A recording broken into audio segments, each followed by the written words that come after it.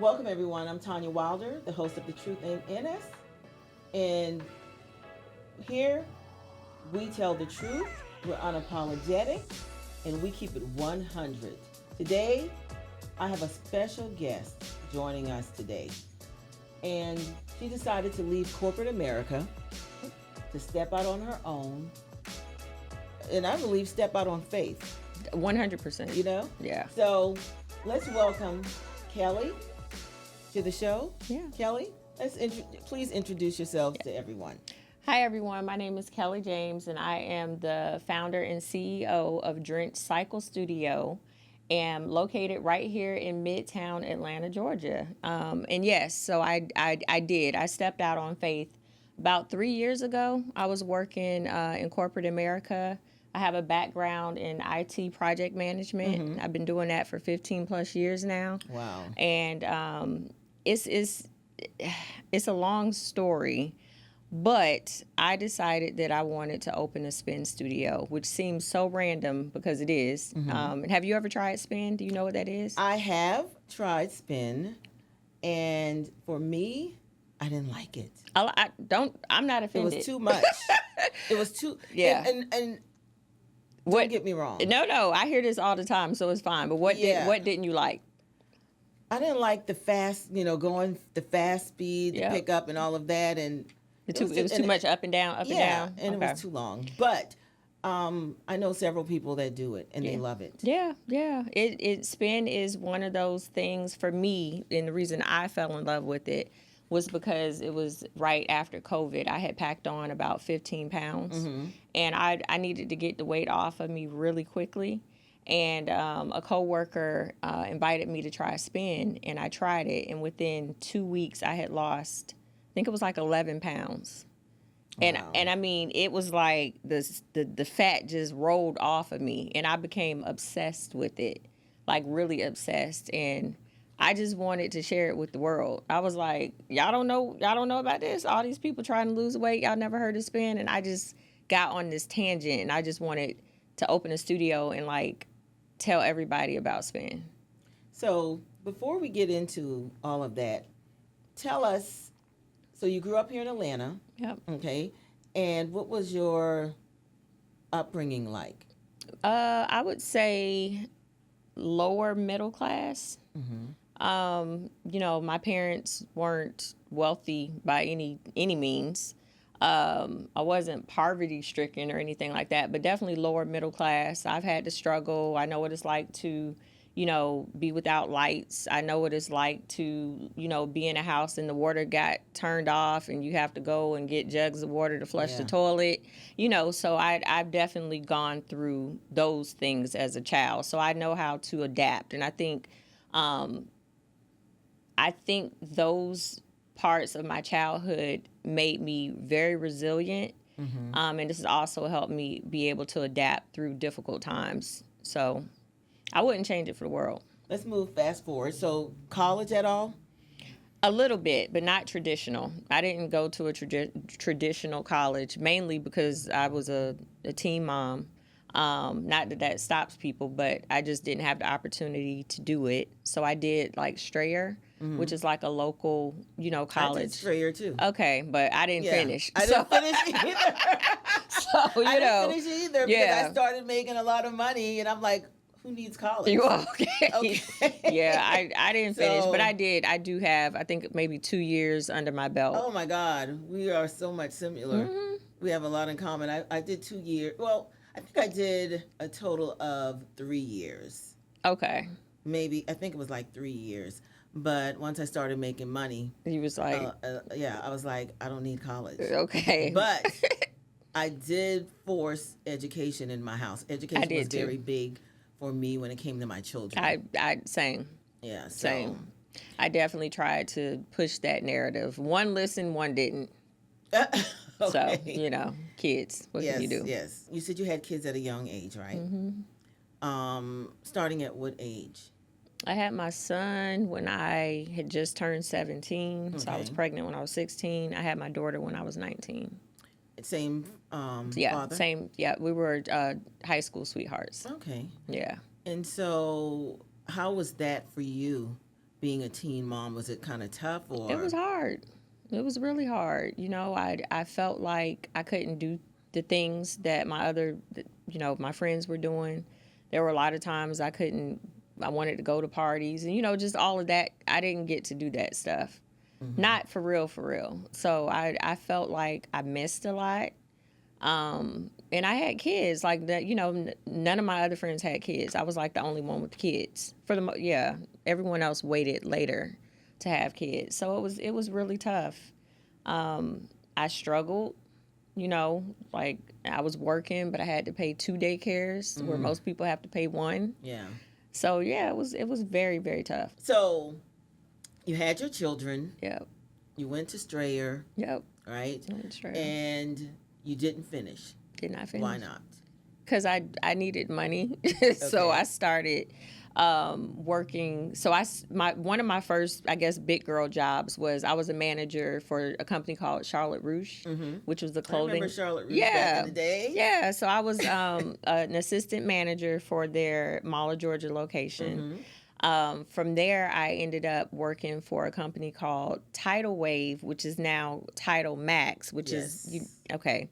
And I ended up working my way up, and I became a branch manager for Tidal Max. And that was kind of like how I was able to quickly start moving up the corporate ladder. Because from a young age, I've always been some kind of a manager. Then I was a branch manager. And I mean, my career path just never stopped from there. So were you ever on Section 8 or anything like that to help you? No. Okay. There's a lot of people, not to say anything against it, because my mom was on Section 8, food stamps and all that stuff when we were growing up. I mean, now, don't get it twisted. Like, I kind of wish maybe I would have did it back then, because a lot of people were like, oh, you can get, a voucher. I guess that's what it's called, for like a house or something, because you got kids, and like people were doing it. I just didn't do it. I'm like, well, I'm working, like I'm so I just didn't do it. And there's nothing wrong with that. Yeah. But that's just not my story. Got you. Yeah. And so you've always had some hustle in you from what I learned very quickly how to navigate corporate America from a very young age, and I was very, very good at it. And I'm still very, very good at it now. So I was able to kind of figure out how corporate worked and how it worked for me and what my strengths were and how to like use my strengths to be able to move up the corporate ladder. And I'm very good at it. You talk about moving up the corporate ladder. Yeah. How did you get into, tech? Exactly what did you do before you started your business? So before I started Drenched, I was an IT project manager. Yeah. How did you get into IT? And I'm going to ask this because most of the time you have to have a degree. Yeah. In that field. Yeah. Right. Before they hire you, because it's a very lucrative field at the end of the day. So how were you able to work my way up? Yes. So I ended up applying for a job as an administrative assistant for a company called, I think it was called Technical Innovation. This was in 2015. The gentleman that I worked for, he was the director of operations for like a branch within this company, right? A white guy. And he had his PMP, was very successful, had a military background, all of this stuff. So I worked for him. And he pretty much set me down and was like, I'm going to tell you what you need to do to get to 6 figures. Wow. He was like, all you got to do is just do what I tell you to do. And so I had never knew what a project manager was before then. I never even heard of it. Didn't know it was a career path, nothing. And he sat me down and he was like, all right, so the first thing you got to do is you got to get your CAPM. And a CAPM is basically like the step under a PMP. So a PMP is a project manager's like certification or whatever. It's a really big deal in that industry. But the CAPM is one that you can get as someone who doesn't have any experience. It's basically like an entry-level certification. It's not easy, though. I mean, you have to study for it. And he helped me study for it, and he put me on a career path, and I did everything he told me to do down to the last thing. And I literally everything he told me worked. So was he Yeah. your mentor? Yeah, he was. His name's Stan Pageant, and we're still friends to this I day. was about to ask you that. Yeah, and I mean, he changed my life, to be perfectly honest. Like, he opened my eyes up to see, because prior to that, I really never had any real interactions with Caucasians in regards to, like, on a personal level. Like the way that they raise their kids and the way that, you know, it's like generational wealth. I've heard of it, but I didn't have any real interaction.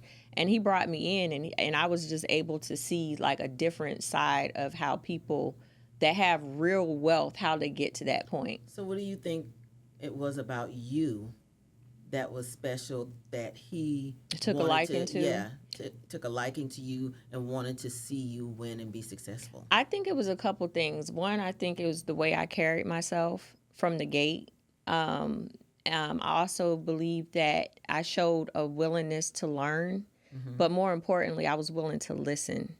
A lot of people come into situations and they think they know everything. Yeah, absolutely. I knew I didn't know everything, and I shut up and I did what he told me to do, and it worked out for me. You know, some people aren't humble. I was very humble, and I wanted to get better, and he saw that I wanted to get better, and he was like, as long as you put in the effort, I'm going to help you. And that's exactly what he did, and that job changed my life.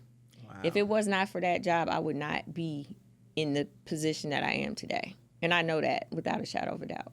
I worked in corporate America, and there is such a thing as you got to play the game, Yeah, right? for sure. I For don't sure. like playing games. Yeah. So I mean, you know, so for me, what I will say, starting off, because Stan was so highly respected at that company, everybody knew that I was, like, untouchable. Okay. So I didn't have any real issues, even when, you know, after I moved from being an administrative assistant, my first PM role wasn't under his umbrella. I actually had to apply for a project management job with a different department. Of course, he signed off on it and was like, I highly recommend Kellie. I know she can do the job, blah, blah, blah. And obviously that's the reason why they gave it to me. But I didn't have a lot of the I guess difficulties that you hear about with Black women specifically in corporate America. So I do want to be very transparent and say that is not my story. But what I will say is I learned that you still do have to play a role. Like, I carry myself a certain way. I don't in that environment, I wasn't going in, you know, wearing big lashes, crazy hairstyles. You know, I was very, very plain in that environment. I stayed very under the radar, but when I spoke, it was very intentional. I had a goal, I knew what the goal was, and I came to work, I showed up, and once I hit the goal, I moved on to something else. So two things. First thing is, did you see the Good Old Boys Club at Yeah. all when you Oh, this worked in- this was a very predominantly white company. You know, and now that I think about it, when I first started, there was one situation where a VP of another department, his wife had kind of had my role. And because they were married, it was a conflict of interest, so they kind of told her she couldn't work there no more. Yeah. So essentially, I came in supporting her husband, and she did not like that. There was one particular, I think, an email that had went out where she made a comment about she wasn't sure if I could type because my nails were too long.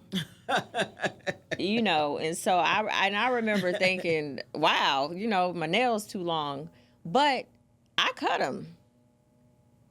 Most people would not have done that. I cut them. I did, because it was just like, you're not going to have any reason.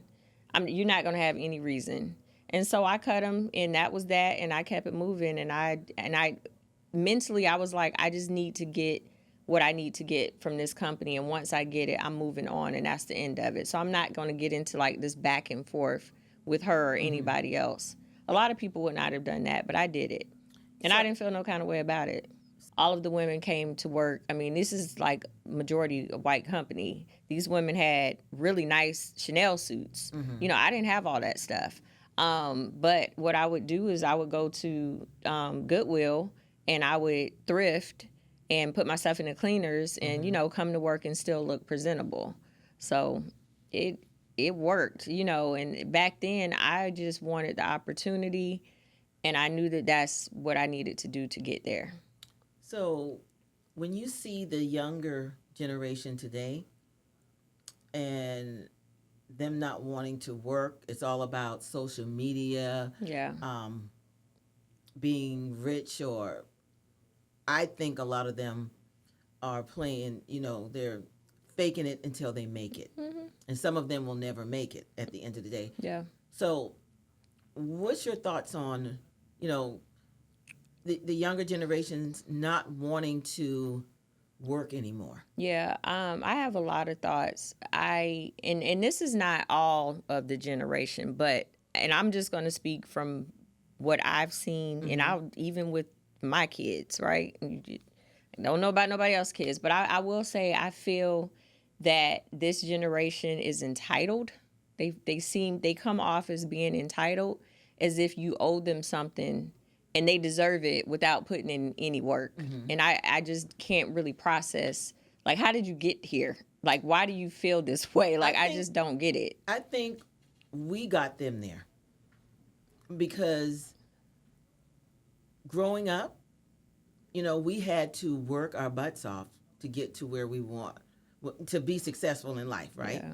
And we didn't want our kids to struggle like we struggled. And I think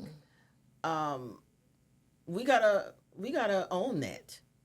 We gotta own that, and I think hopefully the next generation will get back to that. And what I mean by that, because I think with me, I was a little tough on my kids, but then I still was I was lenient. Yeah. As well, because Yeah. I would take them to the parties and make sure there was A chaperone. There wasn't no alcohol and stuff being served like that. But at the end of the day, I believe I still instilled in them good work ethics, manners, and I think a lot of the kids today, they don't have manners. They don't.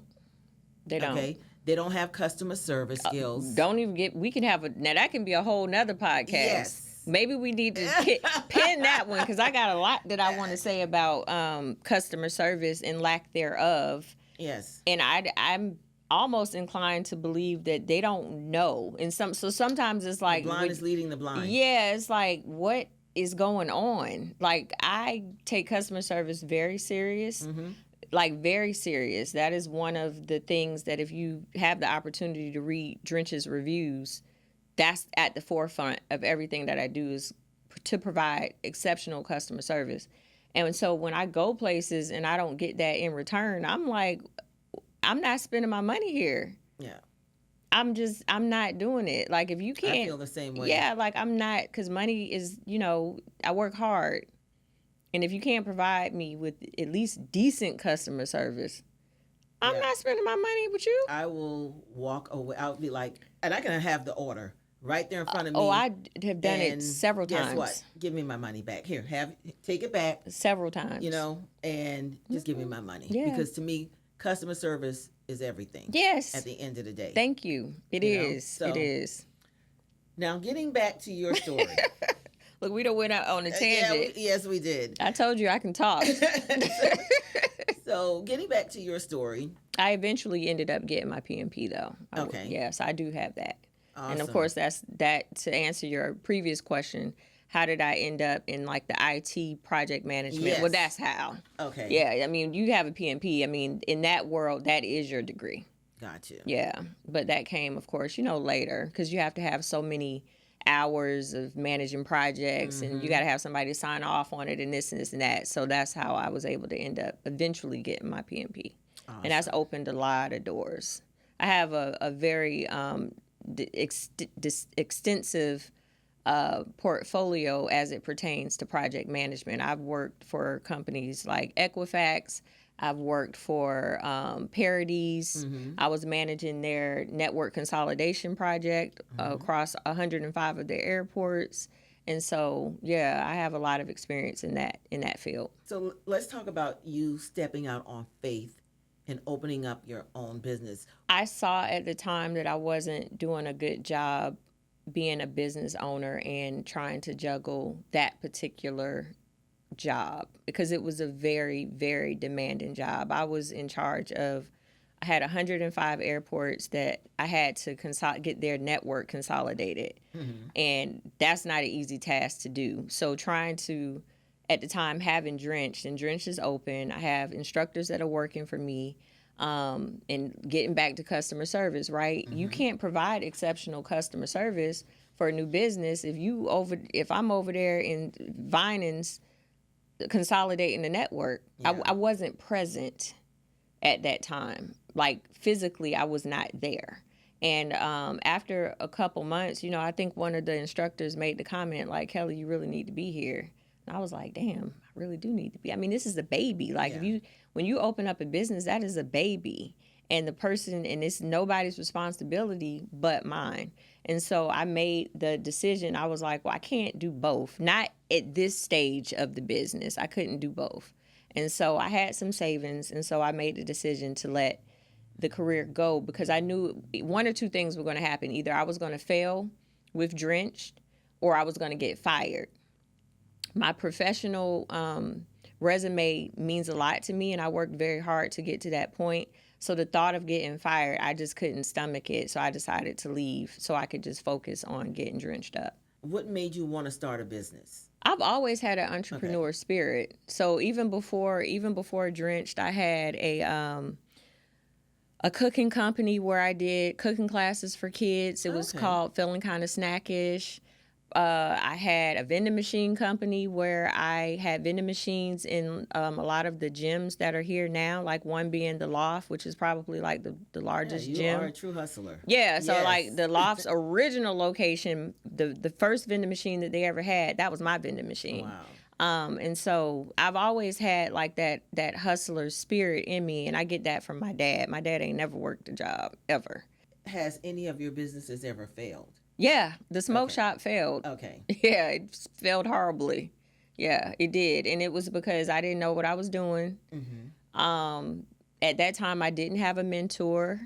I didn't have anyone that I could ask questions to. Like, something as simple as how do you determine a price? Like, there's a skill set that goes into that. You have to know your price margin. And how do you figure that out? Like, it's a mathematical number. You don't just pull this stuff from thin air, right? And so I didn't have anyone to ask questions to. What I had was a lot of heart. And so I was like, oh, I'm going to open up a smoke shop. What I did know at that time is that eventually Georgia was going to pass the law to make marijuana legal.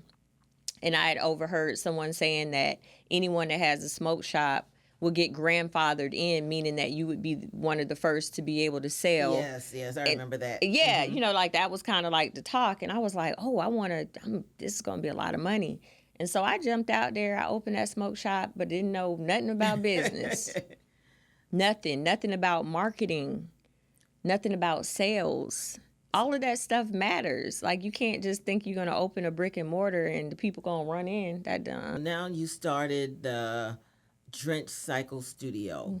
And when did you start that? And what made you want to do cycling? Like, do you work out? I do. Okay. I do work out.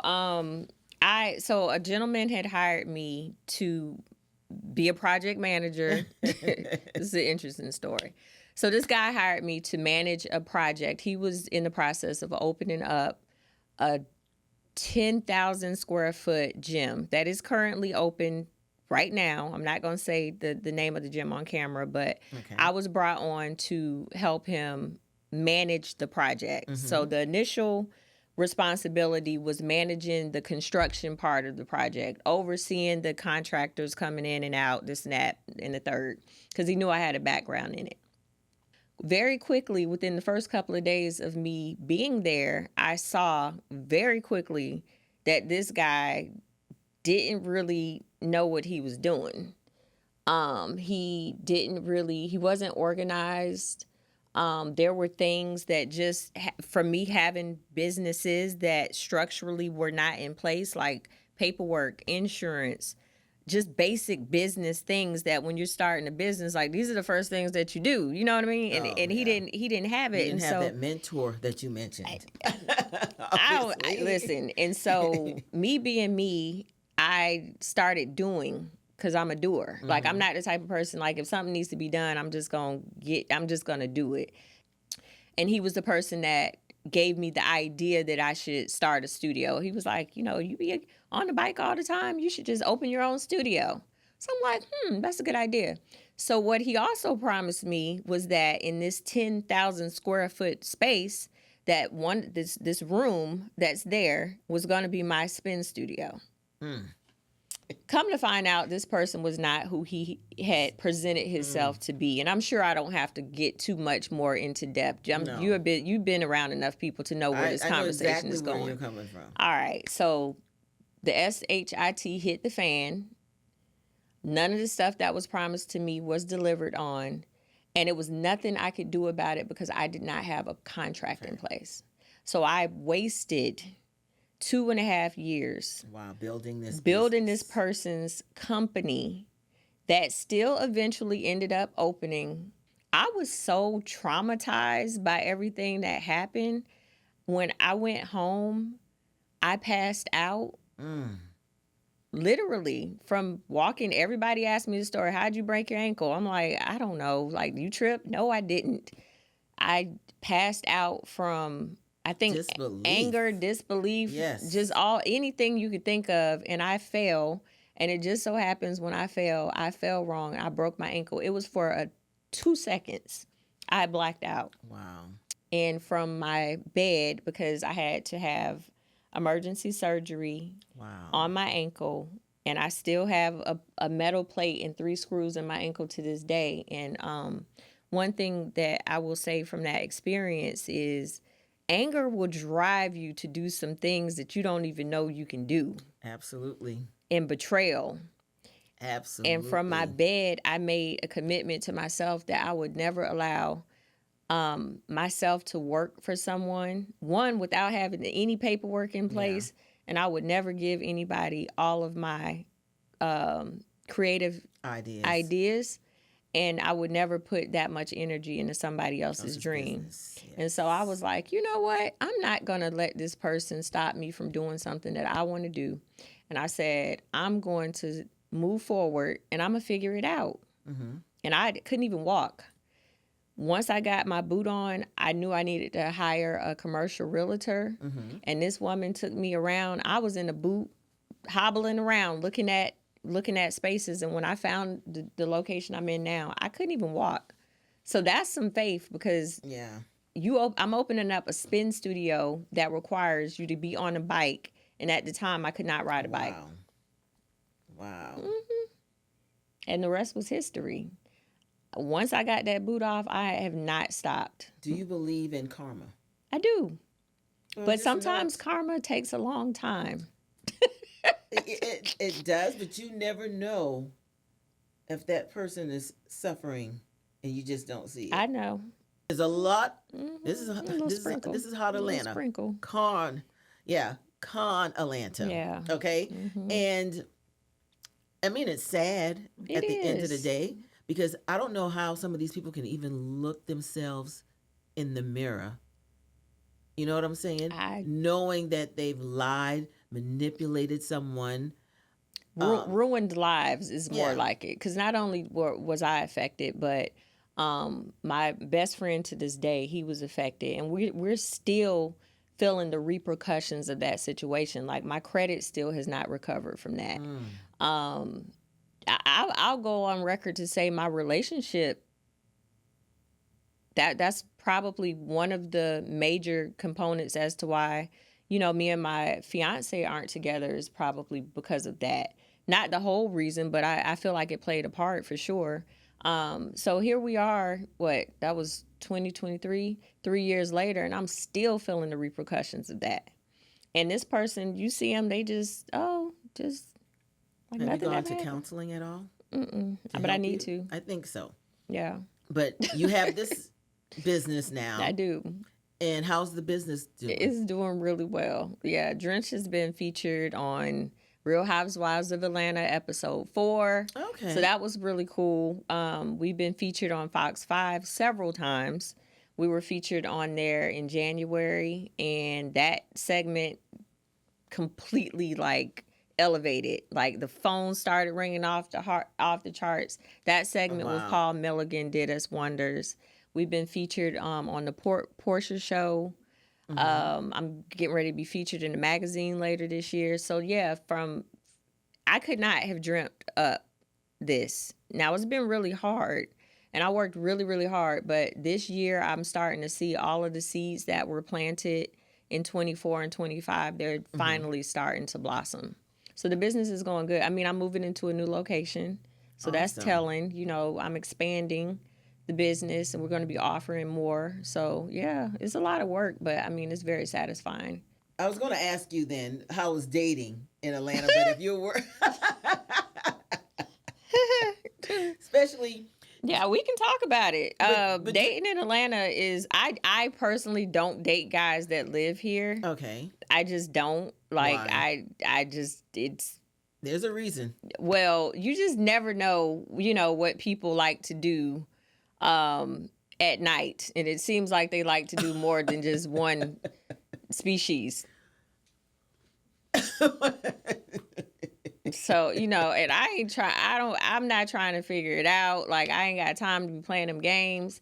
So in Atlanta's really small. So outside of that, and I'm making a joke out of it, but outside of that, my ex he knows a lot of people. We know a lot of people in the same circles, if you will. So it would kind of be a little hard for me anyway to like Mm-hmm. meet someone to the caliber of man that I am attracted to. And the standard that I have set for myself without them knowing him.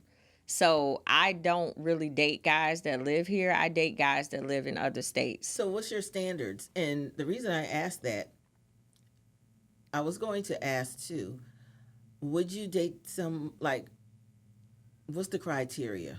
I would say at the end of the day, because do they have to have money? Do they have to be successful? Um, would you date someone that have less than you? First and foremost, I only talk to and date guys who have a relationship with God. Love That's it. just Love that's it. like the first thing. Like Gotcha. if you a praying man, that turns me on. All right. Um, and then I'm a vibe person. So Mm-hmm. it's really hard to just say like a criteria because I go by vibes. Like if I can vibe with you, like I like someone who has a sense of humor because I got a sense of humor. I can't date nobody that's boring and dry and Mm-hmm. don't laugh because I think I'm hilarious. So if you're not laughing at my jokes, we not gonna work out. But and outside of that, as far as like a bank account amount, it doesn't matter. But what I will say is I found it a little difficult to date guys who've never had a entrepreneur type of experience because they don't typically understand my lifestyle. Mm-hmm. And it can become a little bit difficult when you're trying to like get to know somebody because I'll say like today, I got to go do a podcast on a Saturday at 2.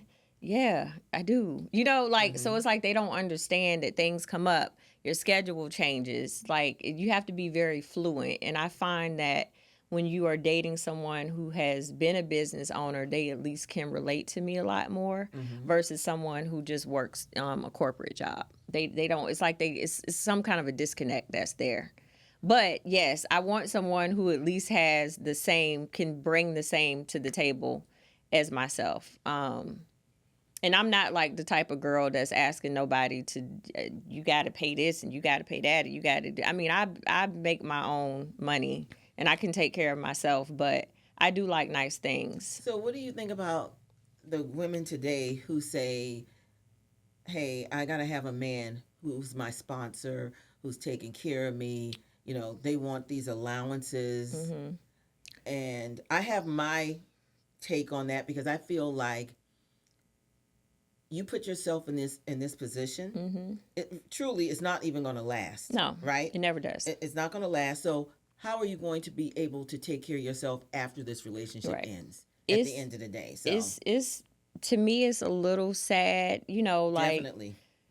because that stuff doesn't last, and I've had guys to want to give me gifts and take you on trips, but you're doing something for those things. It's some kind of an exchange that is Sex. going on. Yeah, they're expecting something in exchange. Nobody's giving anybody stuff just out of the kindness of their heart. Like, let's just be real. I've always just been the type of person that at the end of the day, like, it's nobody's responsibility to take care of me but me. And if that person falls on hard times, then what? Y'all both gonna be sitting there looking crazy. I think a lot of what's floating around on social media is brainwashing a lot of these young girls. Yes. And it's really gonna make life very difficult for them, especially as they get older, because looks fade. And we could talk about that's a whole you might be the hot thing topic there. Right now, and these people see you and want to spend money, but what happens when you get older? Everybody gets older, and then now what are you going to do when you hitting premenopausal and things starting to shift? Exactly. And I don't think that people think about 20 years from now. But I can assure you that these last 20 years have flown by for me. I remember just having my son. I'm 56 now. Oh, you look freaking amazing. Time has I mean, like a blink of an eye. Yes. Because I'm sitting here, I'm like, well, how did I get to be 44? Like, I just was. And you look great. Thank you. But it goes by like that. And it's like, what are you doing? Yeah, but that's a whole nother conversation. Yeah, and I would love to have that one. It's about substance I agree. At the end of the day and being equally yoked. Because what I think these young ladies are missing is that you can have a man with money, right? But are you equally yoked at the end of the day? And are you happy? Yeah, and does he make? Because let me tell you something. It's a lot of men out here with money.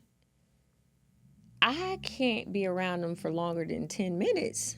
I'm like, it's nothing about you that is intriguing to me. Like, I don't care how much money you have. Can I just have a conversation with you? Hello.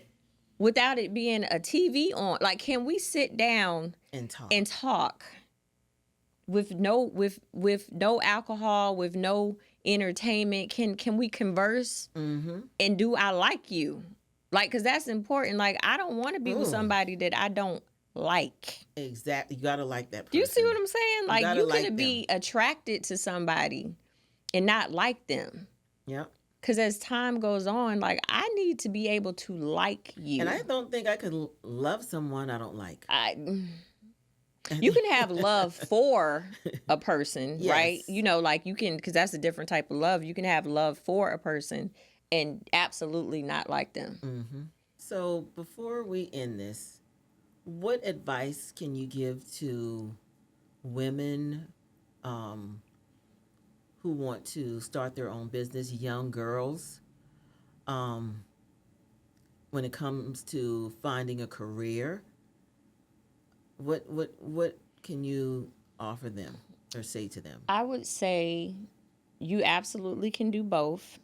I think that there is value still in having a corporate job. I'm not saying that you have to have one, but there is still value in having one. But I think that young girls, you always do need to have something to fall back on. Because if I lose Drenched, I always can go get me a 6-figure. I can get that like clockwork. I can always get me a 6-figure job. So it's important to have something to fall back on. It's important to have a skill, and soft skills are important. I think a lot of people don't realize how important soft skills, and when I say soft skills, listening, active listening, it's important to have a mentor, and it's important to not lose yourself. And one thing I want to go on record to say that I see on social media, you don't have to show all of your assets to advance. You don't have to do that. I don't think they're trying to advance. I think they're trying to get a rich man. Well, real rich men don't want their woman naked on social media. Amen. Okay. Now, there's a time and a place for everything, Absolutely. right? Like, if you're because I'm a shapely. I can't hide how I'm. When I stand up, you're going to see, but there's a time and a place for everything. And when you are moving through corporate and when you're moving through business, because even though, I own a business, I'm around a lot of successful people.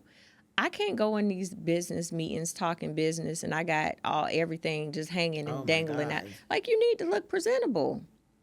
When I knew I was coming to meet you, I texted Bridget, I said, what should I wear? And the reason I asked her that is not that I don't know how to dress for a podcast, but traditionally on a day-to-day, I'm in athleisure wear. Very expensive athleisure wear, but I'm in athleisure wear and I always look nice, but I didn't know if it should be more business casual. Should I come wearing what I normally wear? And before she even answered, I was like, you know what? I'm going to go business casual because it's a podcast. And so, and that's what I did. But it's like, if you don't know something, ask a question. Yes. It's okay asking questions because everybody doesn't know everything. But yeah, I would definitely, tell young girls these days, get you a skill, find you a mentor, put some clothes on. And another reason why you don't just want to have all that stuff out is because when you put things out on social media, it doesn't go away. Absolutely. And so you can do something today, but you don't know how that might affect you tomorrow. Correct. And let the people know where they can find you on social media. Okay, so you can find me on Instagram, Facebook, Threads, and LinkedIn, Drenched Cycle Studio, or Fun Size Kels if you're looking for me on a personal level. Yeah, I'm on all of them. And on LinkedIn is more of my professional, so it would be under Kellie James.